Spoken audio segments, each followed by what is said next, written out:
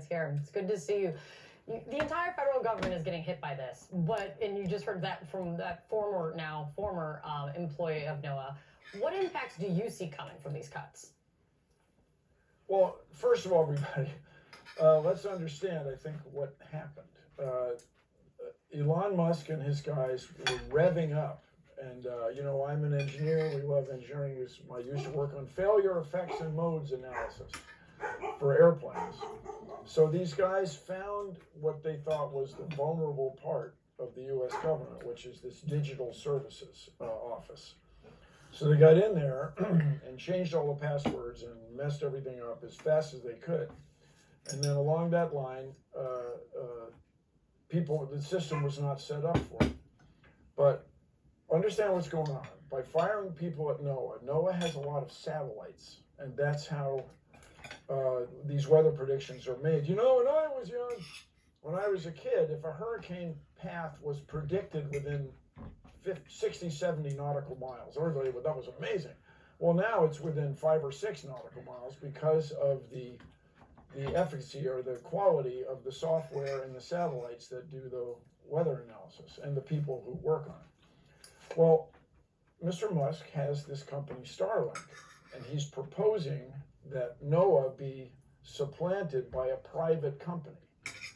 And just to the young guys that have gone to work on this, that have gone into the digital services office to destroy or mess up our electronic systems, keep in mind that this is fundamental corruption. It's just corruption when you're trying to monopolize a government service. And say what you will about Woodrow Wilson back in the old days, he was a big anti-monopoly guy. This is trying to undo the robber barons. And so if you read the book about Elon Musk and so on, there's a whole section on his unrealistic goal setting. So he found this weakness in the U.S. government, exploited it as fast as he could, and now it's one thing's leading to another, and he's trying to undo a public service and supplant it with one of his. And it's just good old corruption. So sooner or later, I believe the court system will catch up with these guys. And so I talk about efficiency. Destroying a system that was working and then trying to replace it later is inefficient.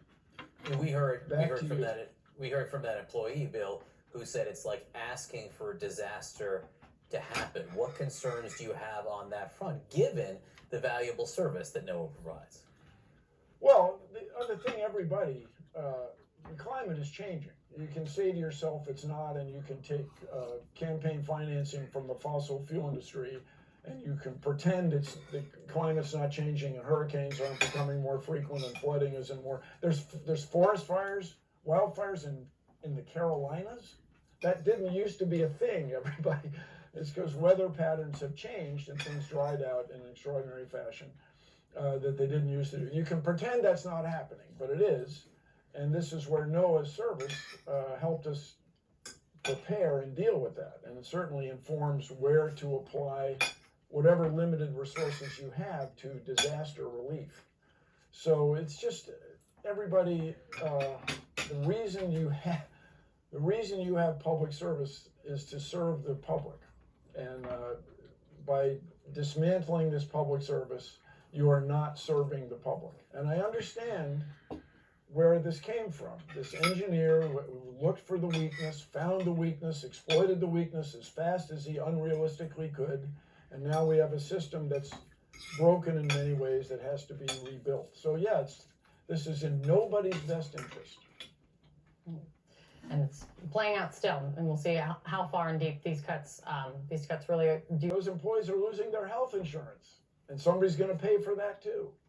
It's just not efficient.